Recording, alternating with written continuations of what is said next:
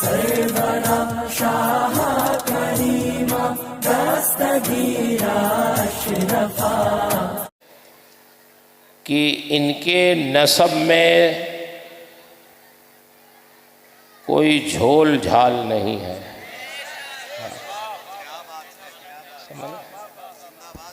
سبحان اللہ. اللہ کا شکر ہے دونوں خانقاہوں کے چشم و چراغ تشریف فرما. حضرت نجیب میاں صاحب قبلہ مدظ اللہ العالی تشریف فرما، اور بڑا قرب ہے ان دونوں خانقاہوں میں، رشتے بھی ہیں ماشاءاللہ، کئی رشتوں نسبتوں سے رشتے ہیں. آپ حضرات حاضر ہوئے ہیں اپنے پیر کے وہاں، تو عرس میں آنے کے مقاصد میں سے ایک سب سے بڑا مقصد یہ ہے کہ اپنے پیر کی عادتوں میں سے کوئی عادت لے کے یہاں سے جائیے. بے شک. سبحان اللہ. معلوم ہو کہ آپ وہ ایسے ملت کے مرید ہیں. بے شک. کم سے کم اگر بہت کچھ نہ کر سکیں تو ان کی سادگی لے کے چلے جائیں. واہ واہ واہ واہ واہ واہ. سبحان اللہ. ان کی سادگی کیسی ہے دیکھ رہے، یہاں ہوں کسی جلسے میں ہوں، مریدین میں ہوں، کہیں بھی ہوں. اچھا اتفاق دونوں حضرات کی سادگی بے مثال ہے. ہمارے نجیب میاں صاحب قبلہ مدظ اللہ العالی تشریف فرما ہے، ان کو بھی آپ دیکھیں گے تو ان کی سادگی سبحان اللہ. اور ایک چیز ہمیشہ یاد رکھیے گا کہ ان خانقاہوں میں تکلف نہیں ہے اور سخاوت ہی سخاوت ہے. بے شک. سبحان اللہ. سخاوت. یہ وہ لوگ ہیں جو لینا نہیں دینا پسند کرتے. بے شک. دینا پسند. ایک بار میں گیا سنبل، ہمارے ایک مولانا صاحب ہیں فاضل صاحب، تو انہوں نے مدرسہ قرات کا بنایا. تو میں نے تقریر ہی میں مشورہ دیا کہ آپ نے نام کیا رکھا ہے. اگر نام ابھی نہ رکھے ہوں تو یہ دار القرات ہے، اور مدینے کے سب سے بڑے قاری حضرت ابی بن کعب تھے، تو ان کے نام سے آپ رکھ دیجئے تو اچھا ہوگا. انہوں نے کہا میں نے تو نام رکھ دیا. نے کہا چلو ٹھیک ہے، پہلے رکھ دیا تو اچھی بات. حضرت امین میاں صاحب قبلہ اللہ ان کی عمر میں برکتیں عطا فرما تشریف فرما تھے. تو انہوں نے کہا اب جب بات نکل گئی ہے تو مدرسے کا نام ہو گیا ہے تو ایک بڑا ہال میں بنواؤں گا جس کا نام ابی بن کعب رہے. واہ. سبحان اللہ. وہ گزشتہ سال میں گیا وہاں سنبھل، تو انہوں نے بتایا کہ حضرت وہ تو حضرت نے ایک حال کی بات کی تھی، انہوں نے تو میرا پورا مدرسہ ہی بنوا دیا. اللہ. اللہ کا کرم ہے. یہ بلگرام ہمارے مشائخ کی آرام گاہ ہے. سبحان اللہ. مہریرہ کے مشائخ کی بھی آرام گاہ ہے. خانوادہ تو ایک ہی ہے. آپ حضرات یقین رکھیں کہ ابھی بھی اللہ کا شکر ہے ہمارے ایسے بزرگان دین ہیں جن میں سادگی ہے، تقوی ہے، للہیت ہے، اخلاص ہے. اور ہم لوگوں کو اس کی اشد ضرورت ہے. بے شک. آپ لوگوں کو تو ہے ہی، بڑے بڑے مولانا لوگوں کو بھی اس کی ضرورت ہے۔ سبحان اللہ۔ اور ایک چیز میں عرض کروں، جو میں نے آیت پڑھی، اللہ ارشاد فرماتا ہے کہ تم ایسے لوگوں کی صحبتوں میں اپنے آپ کو ڈال دو جو صبح و شام اپنے رب کو یاد کرتے، بے شک۔ یریدون وجہہ، اور یہ کام دنیا والوں کو دکھانے کے لیے نہیں کرتے، یریدون وجہہ، وہ رضائے الہی کے لیے کرتے۔ اللہ ارشاد فرماتا ہے کہ تم لوگوں کا حال یہ ہے، ترید و زینت الحیات الدنیا، اسی آیت میں ہے کہ تم دنیاوی زندگی کی زیب و زینت چاہتے ہو۔ پیر سے مرید اگر اس لیے ہو کہ دنیا مل جائے تو یہ بہت حقیر خواہش ہے۔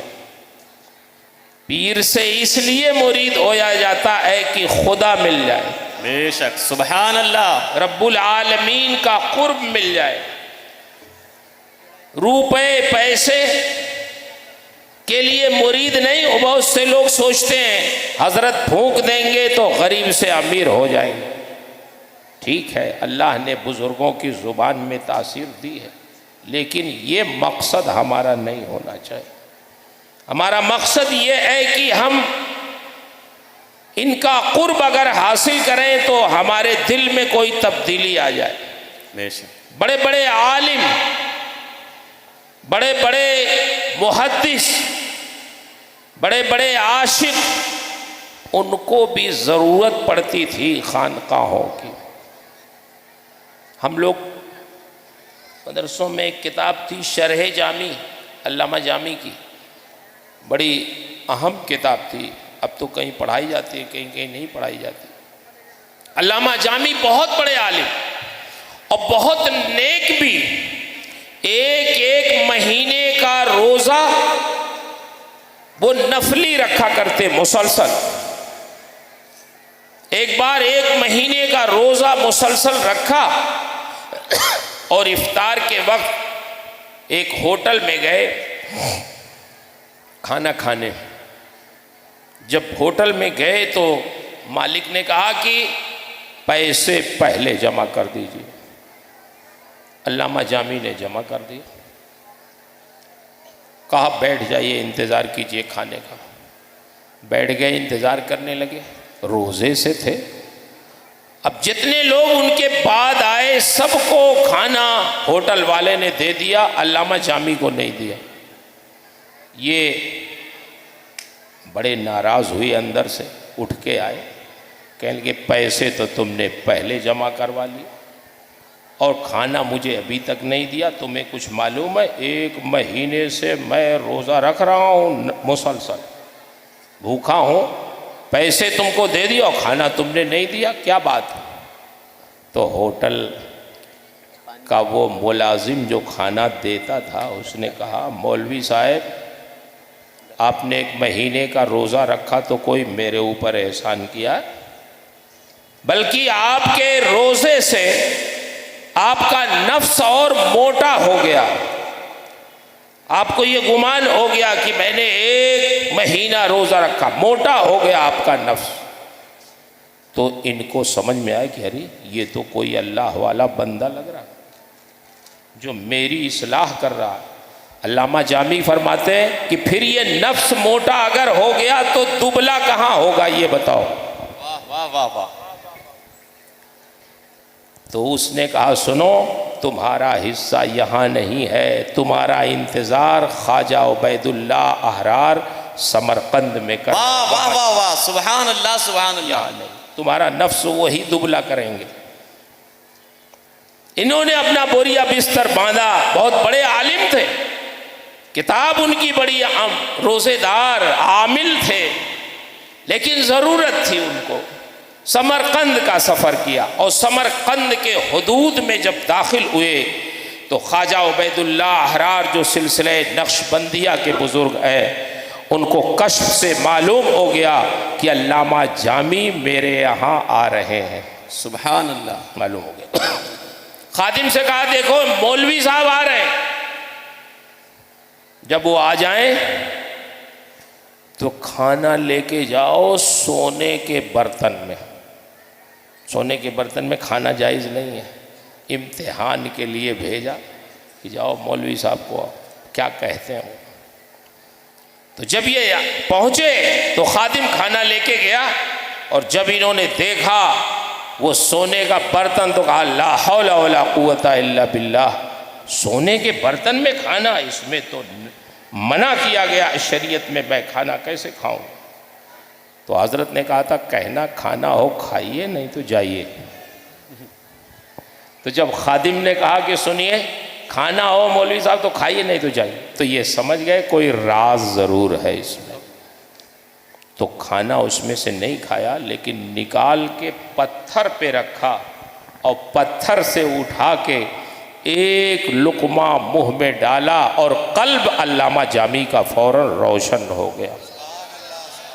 ایک لقمہ ڈالنا تھا، قلب روشن ہو گیا. اور پھر اس کے بعد علامہ جامی کی جو عزت افزائی ہوئی ہے خواجہ عبید اللہ احرار سے مرید ہونے کے بعد، ان کی شان، پھر ان کی نعتیں، ان کے قصیدے آپ پڑھیے تو سمجھ میں آتا کتنے بڑے عاشق رسول ثابت ہوئے علامہ جامی علیہ الرحمہ. تو بڑے بڑے لوگوں کو مرشد کی ضرورت پڑتی ہے، پیر کی ضرورت پڑتی ہے، مگر وہ لوگ اس لیے نہیں مرید ہوتے تھے کہ ان کا گھر مال سے بھر جائے گا، اس لیے مرید ہوتے تھے کہ ان کا قلب روشن ہو جائے، وہ باعمل ہو جائیں، ان کے اندر کوئی تبدیلی پیدا ہو جائے. اور خاص بات یہ ہے، میں تو اپنے ہم عمر کے علماء سے بھی گزارش کرتا ہوں کہ خدا کے لیے صرف پیر صاحب کے سامنے ہی عقیدت کا اظہار مت کیجیے. اصل عقیدت وہ ہے جو غائبانے میں ہوتی ہے. میں اپنے شاگردوں کو بھی کہتا ہوں کہ یہ جو آنے جانے پہ آپ کھڑے ہو جاتے ہو یہ تو ایک رسم ہے. اصل محبت وہ ہے جو استاذ کے غائبانے میں دل میں رکھی جائے، بزرگوں کے غائبانے میں دل میں رکھی جائے، وہ سامنے نہ ہو، پھر آپ عقیدت کا اظہار کرو، ان کا خطبہ پڑھو، ان سے محبت کرو، ان کی آل اولاد سے محبت کرو، ان کی نسلوں سے محبت کرو، ان کے تبرکات سے محبت کرو. یہ ہے اصل محبت. اللہ سے دعا ہے اللہ تعالی ہم سب کو سچا عقیدت مند بنائے، اور ہمارے ان بزرگوں کو حضرت اویس میاں صاحب قبلہ مدظ اللہ العالی، حضرت بادشاہ میاں صاحب قبلہ، اور خانوادے کے تمام افراد، میں سب کا نام بھی نہیں جانتا، اللہ تعالیٰ ان سب کی عمروں میں برکتیں عطا فرمائے، ان کے فیوز و برکات کو عام و تام فرمائے. ابھی بادشاہ میاں صاحب فرما رہے تھے کہ 1500 بوتلوں پر تو مجھے پھونکنا پڑتا ہے روزہ. کہتے ہیں یہ سب درد کرنے لگتا. میں نے کہا حضرت یہ بھی تو دین کی بہت بڑی خدمت ہے، اور آپ کے نانا جان کی سنت ہے. بے شک. ٹھنڈیوں میں سید الانبیاء کے پاس لوگ لے کے آتے پانی کہ حضور اپنا دست مبارک اس پانی میں ڈال دیجئے، تو حضور ٹھنڈک کے باوجود لوگوں کی دلجوئی میں اپنا دست مبارک ٹھنڈے پانی میں ڈال دیتے تاکہ لوگوں کو اس سے شفا حاصل ہو جائے. بے شک. تو یہ طریقہ تو آپ کے گھر کا ہی ہے، ہم لوگ کیا کہہ سکتے ہیں، یہ تو اوپر سے چلا آ رہا ہے. اور یہ خدمتیں تو ہمارے بزرگان دین، ہمارے اکابر، ہمارے مرشدین کرام یہ سب انجام دیتے ہیں، ٹائم دیتے ہیں، عوام کی خدمت کرتے ہیں، انہیں دعا کرتے ہیں. تو اس لیے ہمیں اور آپ کو سچی عقیدت رکھنے کی ضرورت ہے، اور انشاءاللہ جس عقیدت سے آپ آئیں گے اللہ اس کی جزا دے گا. اور جب یہاں سے آپ واپس ہوں تو اتنا ضرور دل میں عہد کر کے واپس ہوں کہ آپ لوٹ کے جائیں تو کچھ بدل چکے ہوں. انشاءاللہ. آپ کے گھر والے، آپ کے ملنے والے دوست احباب یہ سمجھیں کہ یہ شخص اپنے پیر کی بارگاہ سے آیا ہے، اس کا مزاج بدل گیا ہے، اس کی طبیعت بدل گئی ہے، نماز نہیں پڑھتا تھا تو اب نماز پڑھنے لگا ہے. اور اللہ کا شکر ہے بہت کم پیر لوگ ہیں جو جلسوں میں اپنی عوام کو نصیحت کرتے ہیں، مگر میں دیکھتا ہوں حضرت نجیب میاں صاحب قبلہ، حضرت اویس میاں صاحب قبلہ یہ کہتے ہیں تم لوگ آئے ہو تو نماز پڑھ کے آئے ہو کہ نہیں آئے؟